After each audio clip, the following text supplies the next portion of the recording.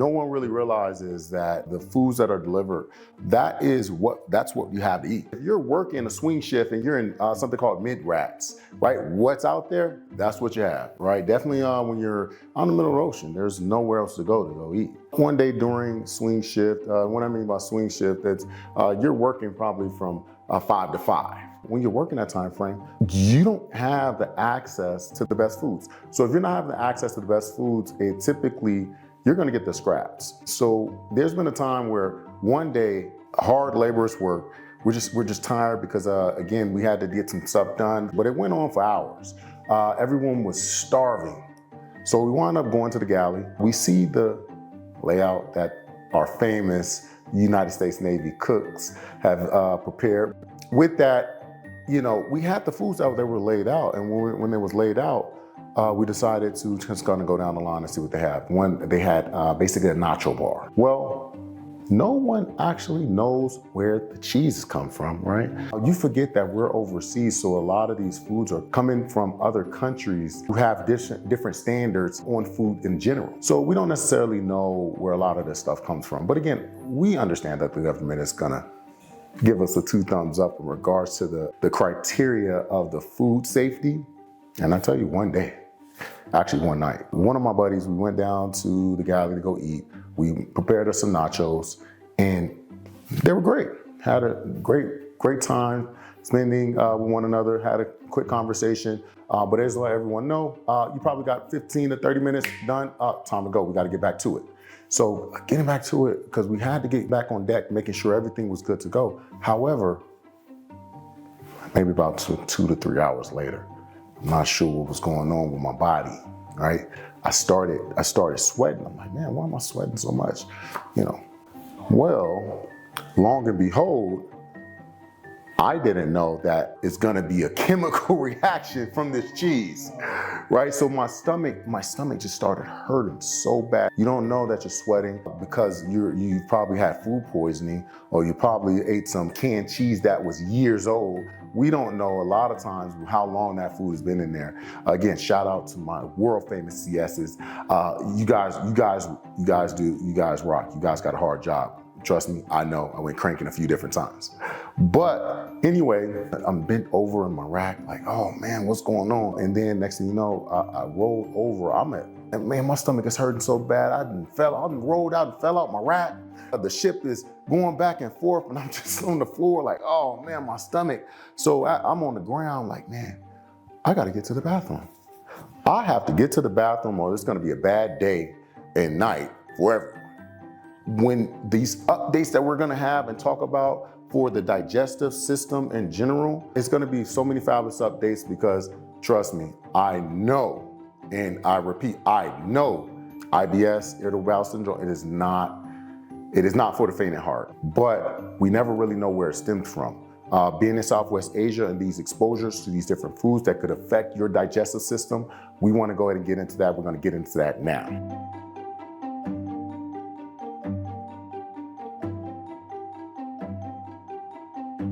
Hello and welcome to the Prepare to Compete podcast, where we talk all things VA benefits, real estate, entrepreneurship, and more. Kenneth Davis, how you doing today, my brother? Doing well, man. Just really excited to provide some breaking news, some new information. And when we talk about new information, we're always talking about things that can hurt veterans, so we're gonna talk about some things that's gonna help them. Absolutely, man. Breaking news. You've been seeing the breaking news banner a lot on this channel, and you can continue to see that as more updates are out. And today we're actually talking about issues with the digestive system and how you can actually go about your process with being service connected for those different issues. So, Kenneth, we want to kind of get into just an overview of what are the types of digestive issues veterans actually may deal with from their military service. Man, there's so many. When we're talking about digestive systems, so again, a lot of times when we are going from service connection benefits, we look at it as, hey, it's an isolated single injury. Well, a lot of times, a lot of those injuries are broken up into body systems. So a digestive system, obviously, we're gonna say a digestive system is gonna have a multitude of issues that can be service connected. Just to name a few: GERD, right?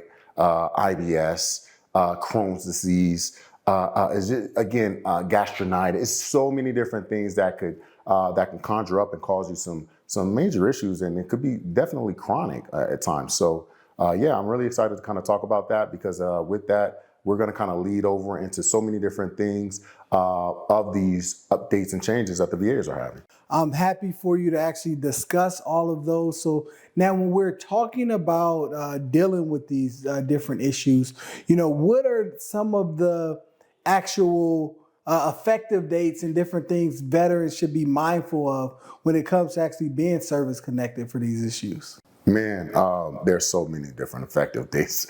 We could talk about a few, but I'll tell you this. One huge effective date, there's been so many rumblings about, so many changes are coming within the VA. If you look at the Federal Registry, this is happening, that's happening, this is happening. Well, guess what? Let's slow down, you guys. Let's slow down. Let's really understand what is truthful and what is enacted and what is just a rumor and could be coming down the rumor mill, could not happen. And you know how many times the VA has proposed information that has never come true, that has never got approved through the Federal Registry?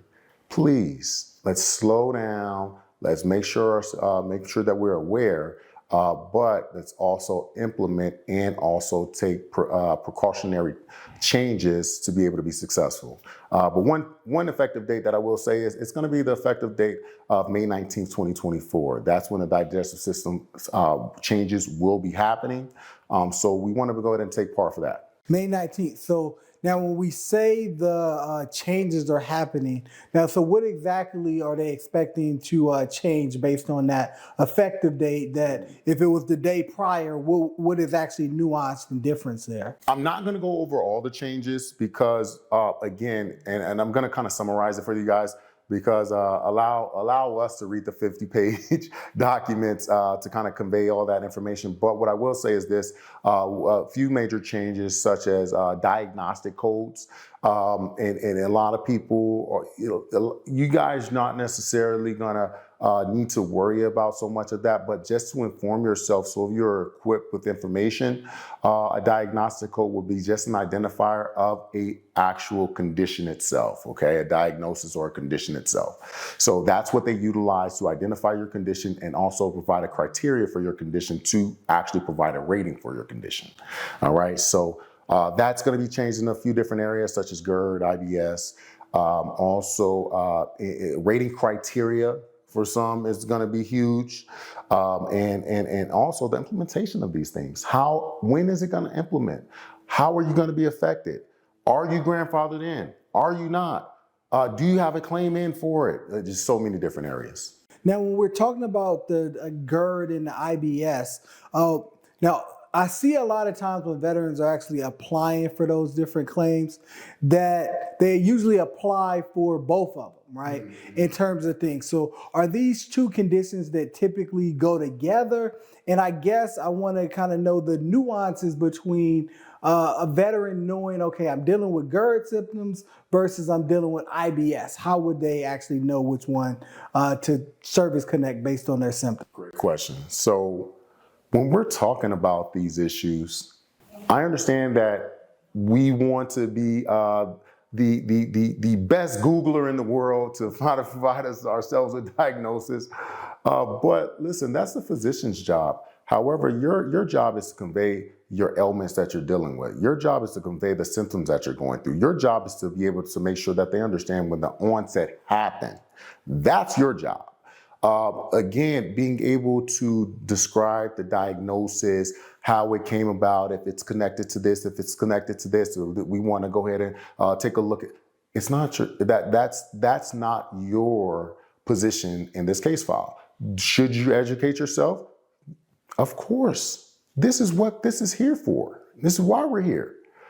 But at the same time, sometimes you got to let the experts be the experts and allow them to diagnose you and allow them to provide you with the medical opinion that's needed, right? So now when they're doing that, and I guess, again, there's a bunch of questions. I know you have some points that we definitely want you to get into. Now, But I just know because the veterans, they always hitting the line. They always telling me, they want to know some of the things you just answered. And they also want to know when I get service connected for these conditions, what's the maximum compensable rating, right? They want to know, am I going to be able to get 100% if I get this or what? Because a lot of veterans think they can get 100% for one condition a lot of times. So they want to know what that rating is going to be worth. Oh man, fantastic. That's a great question. So on how you find out what your rating is going to be would be necessarily understanding the condition you're diagnosed with. Finding out the condition that you're diagnosed with, at that point, it will be outlined in the 38 CFR. Once you find that condition in the 38 CFR, at that point, you can figure out what percentages that you can be allotted based on the symptomatology that you deal with. That's it. I don't want to overcomplicate it because it's a little bit more in depth, but what I will say for our community here, understanding that finding your diagnosis would provide so much value in regards to what you're going through, because you want to be able to convey it. And once you convey what you're going through, and if you can actually articulate that correctly, it may make or break your claim. Absolutely. No, that makes a lot of sense, right? Because, a lot of times, veterans and everyone, right, when you're going to the doctor, you want to give them a story, right? You want to let them know, like, hey, this happened then, and this is what I'm dealing with. And, everybody's on Google and YouTube University and, WebMD and different things of that nature. And you're just like, okay, you say what you're actually dealing with, right? Yeah. But no, this is some great information on actually really understanding that you just want to communicate those symptoms. You don't want to explain and say, hey, you're dealing with this, because at that point now, the physician you're talking to might start thinking about other symptomatology that's related to what you just said you're dealing with versus the actual symptoms that you're actually experiencing. So focus on talking about those. That's actually wonderful information. Yeah. And what it is as well, a lot of times we get in those spaces and we're being tested. And I know a lot of times you don't have a lot of time to convey what you're going through, because a lot of appointments, they can run 15 minutes, 10 minutes and get you in and out of there. What are you going to really find out within a 10-minute time span? Again, that's why it's very important. Have your records. Okay, have your records. I will always be a proponent of that. Have your records. So with that said, that time frame is not enough time to really dive deep, right? Really dive deep. So you need to make sure what you're going through, how you're going through it, but making sure that the next person understands that. That is the biggest advice I could give you. Wonderful updates, Kenneth. So, basically, we going down and talking about the symptomatology and different things. So now what I want to kind of get to is that just some common symptoms regarding the GERD and different things that service members may have experienced. What are those symptoms that may have occurred during service and through the development in their veteran status? What are some things to kind of look for that? Great question. So a lot of times you have the onset of GERD, right? Again, I'm not a physician, but what I can say is that a lot of times we ultimately know our bodies and we ultimately know when we're going through something. So again, GERD can stem from, again, foods and different things of that nature, which could exacerbate it and make it worse. So with that, some of the symptoms would entail stomach pain, right? Which again, it can be named as stomach distension and so many different other labelings, but actual pain, right? Pain. There's also, vomiting, nausea. There's just, again, obviously kind of the heartburn, right? Regurgitation. There's just so many different things, symptomatologies that you can be able to align with GERD to actually convey, you're dealing with it. But again, I want you to make sure that these are the symptoms that you are dealing with, because it's very interesting on how you're able to articulate it throughout service to the physician. You want to be able to streamline that.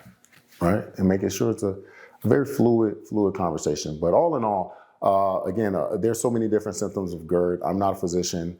What I do recommend is you writing down and journaling some of the conditions and dates and times that you're actually having these issues with, and also the symptoms, and to be able to display the frequency, display the duration, to display the actual symptoms, so you can have something to be able to provide the Department of Veterans Affairs to support your case file.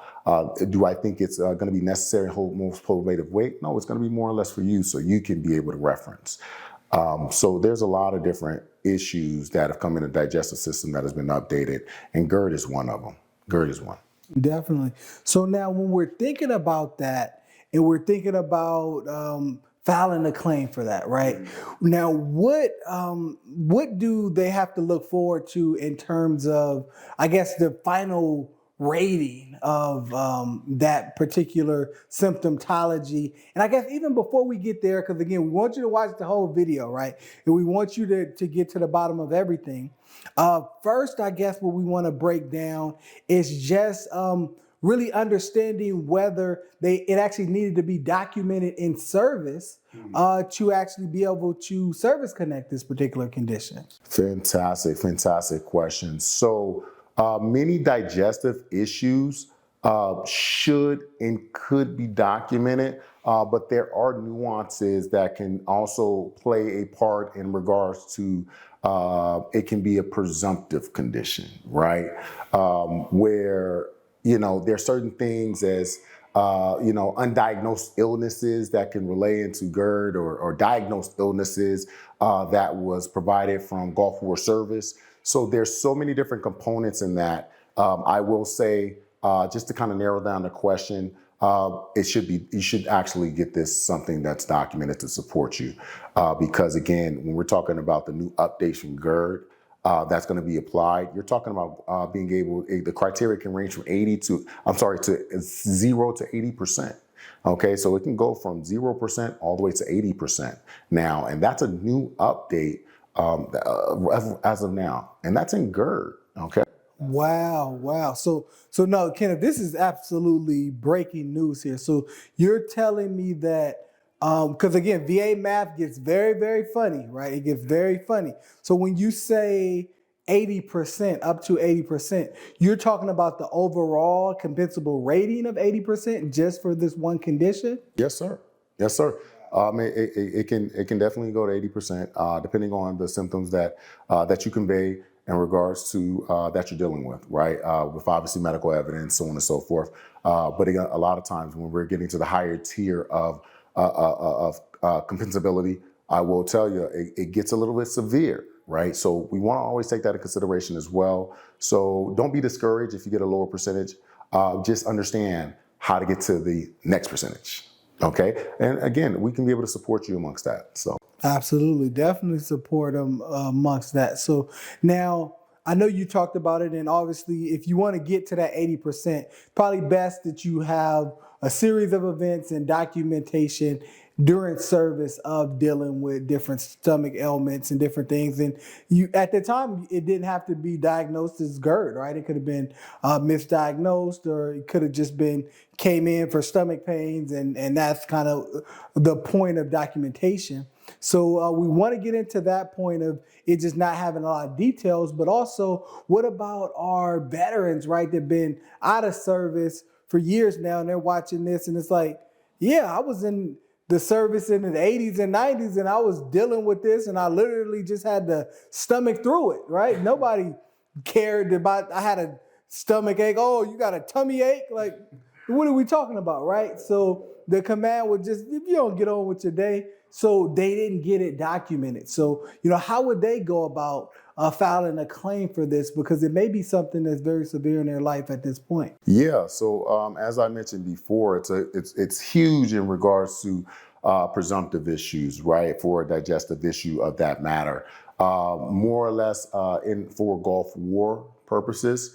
So what I would say is, again, there's also not necessarily, and what I will do want to go ahead and relay, because by being able to relay this message, we must understand that when we're talking about issues that transpire, sometime in service that you may not have been actually had a direct piece of documentation with, well, you must identify complaints, right? A complaint doesn't necessarily mean a diagnosis, and a diagnosis doesn't necessarily mean a complaint. If you can identify some type of symptom that could have been an onset during your time of service, that can very well allude to documentation.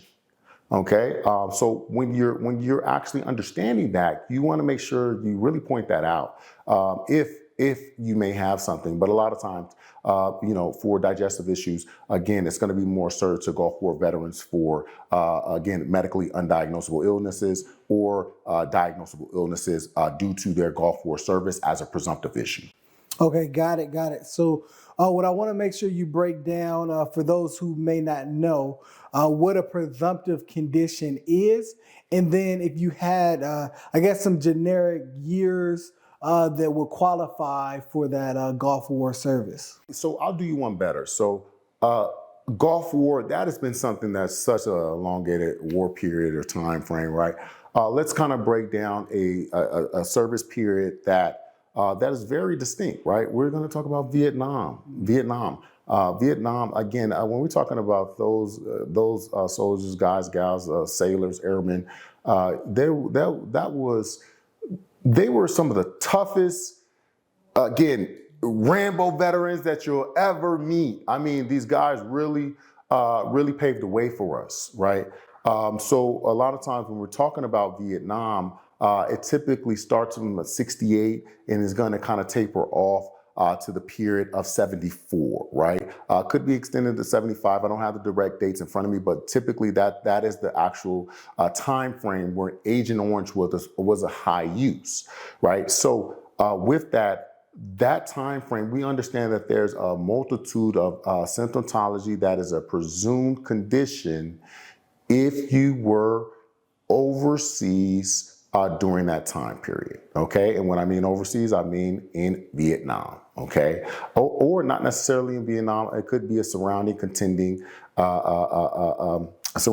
country, that's within record, such as Thailand, such as Korea. There's a lot of, Cambodia that is under the PACT Act that it has extended this Vietnam presumptive conditions, right? Some of the conditions being, diabetes, right? Some of the conditions is, again, a ton of cancers. When you talk about presumptive conditions and Vietnam veterans, they deal with so much. And I actually don't think they unlocked all of the conditions that they suffer from. And I know we talk about it here on this platform very fluidly, and being able to identify and characterize what mental ailments are. But I think, again, Vietnam War, it was hard to characterize a lot of that information or understand what that information was. So with that, solely understanding that, I think that should also be characterized as a presumptive condition for some. But that is just my opinion. That is not something representative to the CFR or anything of that nature. But going through something of that time, I think everyone could really value support in that area for our Vietnam veterans. A lot of times when we were thinking about Agent Orange and that whole period, right, a lot of people were just focused on certain PACT Act conditions and exposures to toxins and different things, but definitely unpacking and understanding that mental health component and the mental health ailments and things that being around those toxins and, being on trash duty and different things during that time could have caused for you based on a lot of the things that you were dumping and where you were dumping them and all sorts of things that way. So, it's very good to kind of unpack those.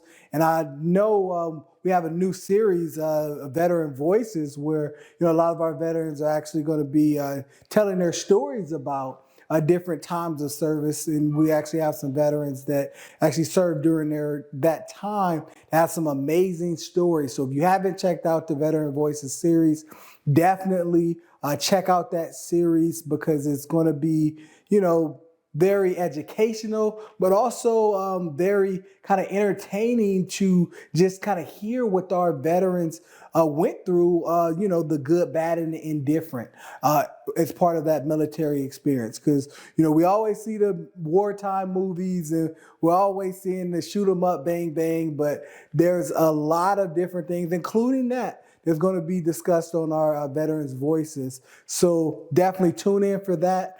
And Kenneth, I really want you to, close us out here. And if there are any other issues with the updates that our veterans need to know about today before we get everything closed. Oh yeah, most definitely. So I kind of just want to run down a few, right? There's so many updates. I'm just going to run down a few that I think is going to be most impactful for you guys, right? When we're talking about GERD, so GERD, it changed the diagnostic code. So now we want to be very focused upon that and kind of identify that, right?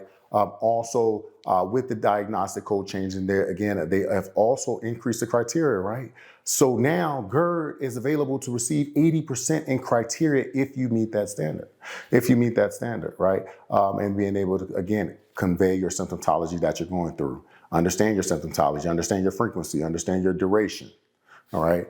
Also, IBS. IBS was a huge component. It was never something that could have been a standalone issue, but now it's a standalone issue in regards to receiving the diagnostic code. Again, that's a little bit more, internal information. But with that, understandably, now they have the criteria to be able to identify in regards to IBS, okay? So with that IBS, I want you to understand that this here could be a possible Gulf War symptom that you could be dealing with. So do not take it lightly, all right? A lot of times with that, I want you to understand that IBS could mask itself into plain, stomach issues, right? Such as constipation, diarrhea. And again, I don't mean to be a bit of disgusting, or some would say, but I want to be very candid with you, right? I want to be very candid, because now when we're talking about IBS, we understand that, again, it used to have the rating percentage of the 10 and then 30% typically, okay? I believe, again, going up all the way to the 50 percentile. But now with that, I want you to understand that it goes from 0 to 50%, but with other symptomatology that's going to be provided, right? So we want to kind of understand the symptoms, okay? Which again, we're going to be able to kind of break those down in another video, so you can be able to make sure that you tune in to watch that, right? So IBS, huge updated change. Crohn's disease, right? Crohn's disease. Now, again, these are elements that a lot of people are dealing with but not expose it. So when you're not putting yourself in a safe space of vulnerability where you can be able to talk about these things, you're not putting yourself in position for success in regards to the VA benefits. All right. But again, that's just kind of some of the main pointers in regards to the digestive issues. But it's a huge aspect in making sure that you get service connected, right?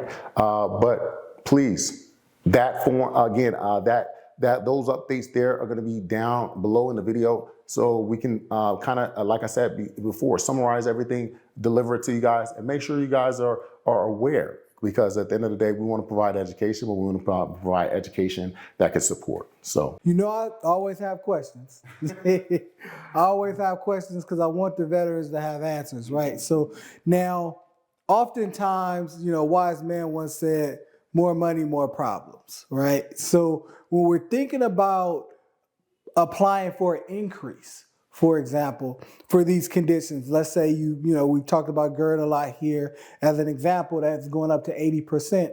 Let's say we have a veteran that's already at 30% or even 50%. How would they decide whether they want to pursue getting to that maximum rating of 80%? Because as we know, you can go in and you can possibly get a reduction, right? So we want to kind of tote that line of being able to get the maximum compensable rating, but not risk ourselves going in there and getting reduced from 50% to a lower percentage because that symptomatology changed. Got it. So first you would need to identify what are the symptoms that is going to qualify me for the next higher rating percentage. That is the first thing you need to do, okay? And I know veterans do not like to read their notification letter, but you're missing out on a lot of valuable information if you do not read your notification letter and break it down. It will provide you the next higher percentage disability rating right there in your actual notification letter. So please kind of just scroll through it, mindly understand what it is, and then at that point you can pursue it. However, to prevent reduction in regards to symptomatology and diagnosis, well, that's going to be in the next video. You guys can search again in regards to our rules, some of the rules where you should not go for an increase in percentage if you are dealing with X. Check out the other video. Thank you for watching. Prepare to compete. We out. Peace.